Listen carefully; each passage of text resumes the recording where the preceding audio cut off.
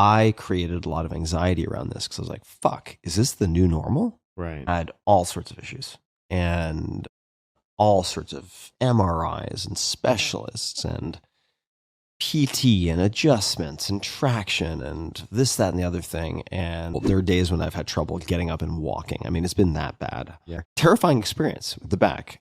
And I had more or less given up. I was in the stage of grief where I was trying to get past denial and accept that this might be the new normal because no one could figure it out. I've been following Tim Ferriss for a long time, actually. He probably got me into this whole human guinea pigging world. I like a very long time, and actually probably got me into this area of the fitness industry too. But he posted a video, the title of which I can't specifically remember, that he had a very challenging ayahuasca experience. Yeah. So I thought, oh, this sounds interesting. I'll have a listen. And he essentially will link to it in the video. We'll put it in the description because this hopefully is going to end up on YouTube. Yes. And an episode of the podcast. But he described his issue with having lower back pain for the last, I think his friend that he was speaking to said 8 years, if not longer. And I've seen he's done multiple episodes recently on his podcast, speaking to specialists on back pain and movement and all these different types of trainers. I think he's worked with Peter Attia, and nobody had been able to come to a solution for his back pain. Right. And which the conclusion drawn was that there was no movement solution to the back pain, which is incorrect. Or at least from our perspective. And I think that's what we wanted to discuss on this video, because he went on to explain that during his ayahuasca ceremony, he felt a very heavy sadness relating to a previous relationship breakup. Right. And at the moment that he came to terms with that sadness and that kind of sensation left him, his back relaxed. I'm imagining, the only thing I can envision is this woman holding my head and consoling me. That's the only thing I can imagine. And then I realize that for a year, because we separated a bit over a year ago, and this was totally subconscious, right? It wasn't a decision on my part, but I realized I had not allowed myself to feel the complete obliterating heartbreak that was in fact the core response to that separation, right? Like I'd not allowed myself from to her feel or from previous, from that separation, right? Like in other words, my psyche had seemingly protected me because of my history of depression, right? Which I've come to manage better than ever before. Like each year I'm better able to manage it, and it's less and less frequent. It's less and less intense, but nonetheless, let's face the facts. In college, I almost killed myself, right? So there was a fear, at least subconsciously, that because of this separation, because of starting over at square one, that I could spiral into a deep depression, and that could be dangerous.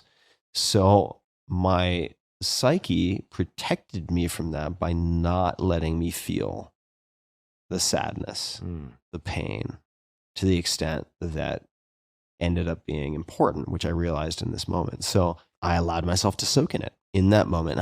Trip reports are so fucking boring most of the time, and I apologize to people who might be listening and thinking, "Oh, here we go again," because I get it. Trust me. But in this particular case, I experienced something I've never experienced. As soon as I soaked in that, and I really soaked in it, and it was awful. It was so dark and so heavy. And then I felt my back release. And literally, I've been 90+% pain-free since that fucking moment. And it blows my mind because at that point, I couldn't explain it with the fast, because the fast and ketones are highly anti-inflammatory. And I think that they actually played a role, in the durability of things. But the fact that there was an immediate release is interesting. It is interesting. I can't explain that through fasting. I can't explain that through the just being recumbent, right? Laying down for 7 days, because that was yet to come.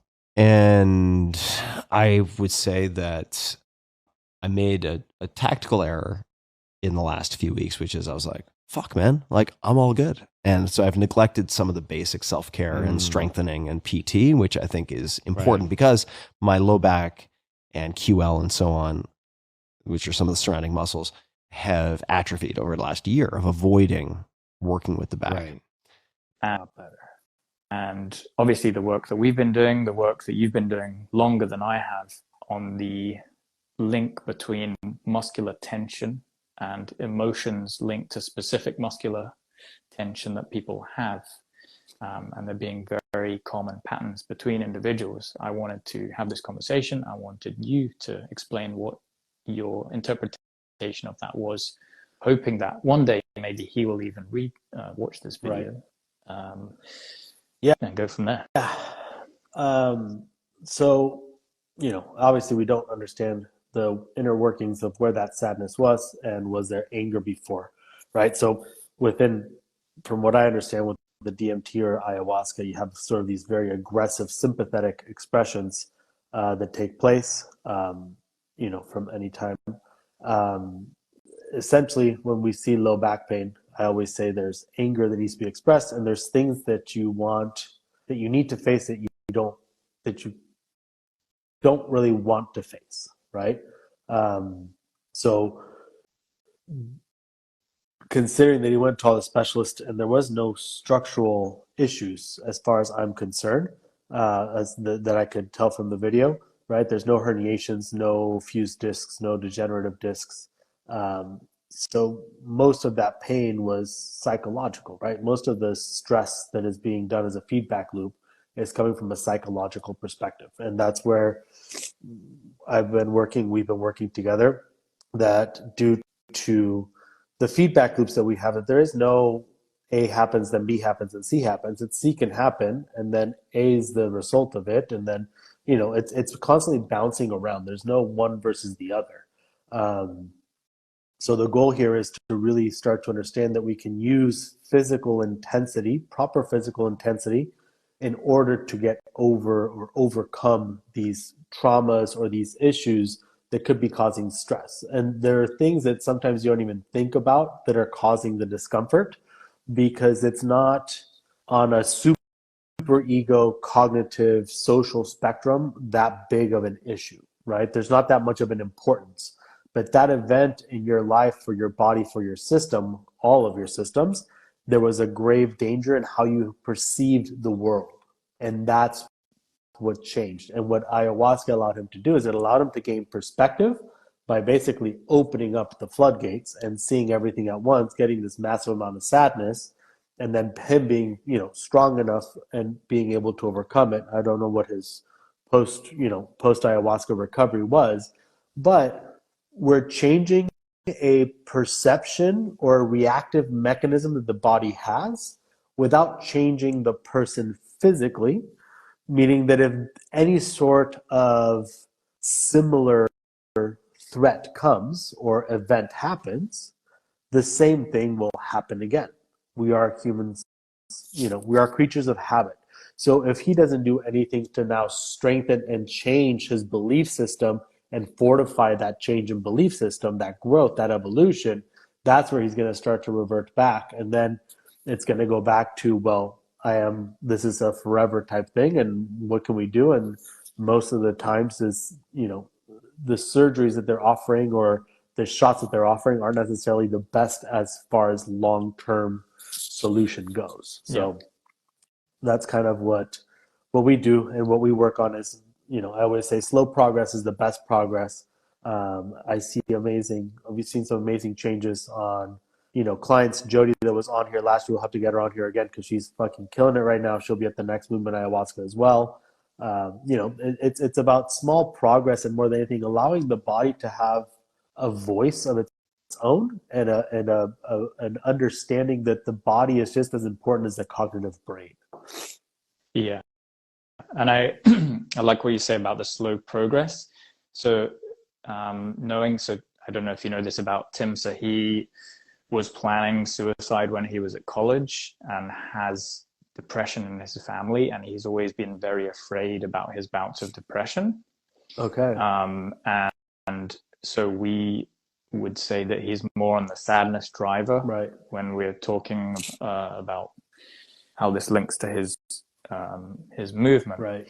So somebody like this may need to build safety and confidence in the upper body before they went and started activating lower body muscles to deal with the back pain. So this is why you can see that specialists who just focus on the back and that area of the body may never get to the solution. Right.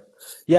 And there could be, I mean, again, based on, childhood events, whether they were good, not good, extreme or not extreme, if he's open about how he's felt, and especially during college, and he's going more through that sadness driver, and within my philosophy and how I look at the nervous system, if you're somebody that's in that sadness driver and that collapsed state and the freeze state, the way to get out of it is by giving you enough safety and confidence to have a strategy to express anger and win the fight, right? And that's, I feel that ayahuasca at certain levels brought down enough of the layers for him to express the fight sympathetically, maybe not under his full control. Something that could have been done there could have been like maybe a microdose of MDMA or something. But for me personally, I always prefer to see the body as a well-functioning machine and allowing it to have its own course of healing and expressing and evolution. And that's why, in my approach, we would have done Swami first. And then after Swami, then to bring up the probably upper body. I mean, I would have to see him, right? There's just assumptions. But if we were able to build up the connection to the left pec, probably the right lat dorsi, and then we would go, from there would be probably right oblique and then left psoas, and then we can get to the glutes. You're going to essentially have a pretty good chain of creating safety, confidence, and then going towards the performance and the expression of anger. And then actually allowing you to have that empathetic release, which might seem like a spurt of sadness, but it's actually just a spurt of acceptance.